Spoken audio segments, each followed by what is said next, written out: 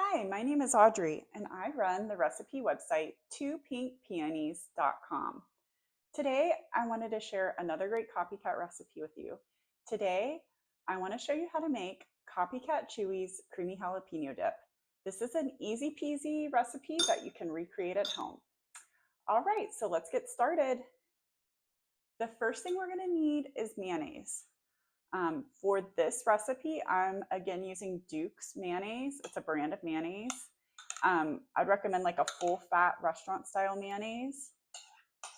I use Duke's a lot in a lot of my copycat recipes. I think it's like a really good high quality mayonnaise, and it'll make your copycat recipes taste like the real deal, because a lot of restaurants use Duke's, or they use like a industrial mayonnaise that's like a bit heavier than what you would find at the grocery store at home. I think Duke's is going to be closest. All right, and then I have some tomatillo sauce. Now, I live in Texas and I have an HEB, and I just looked it up at HEB when I was doing a curbside order and they had it.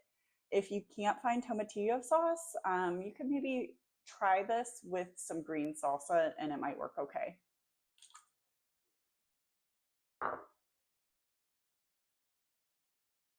Right, then I've got some buttermilk. I recommend just buying the buttermilk and not making your own. I try to make my own, but when I'm making recipes, I find that the store-bought buttermilk, it always tastes better than the kind I make at home with, like vinegar or lemon. Now, if you're in a pinch, you can make your own, but if you want it to really taste like Chuy's, I recommend, just buying some. Whoops, making a little bit of a mess. That's okay. All right, and then I've got pickled jalapenos and I've got a little bit of their juice. And I'll have all the measurements that you need for the recipe in the comments. One little guy's missing. Don't touch your eyes. Even though they're pickled, don't touch your eyes, guys. All right, and then I've just got a packet of ranch. It's a 1 ounce packet. See if you guys can see. And it's just a ranch packet. Add that in there.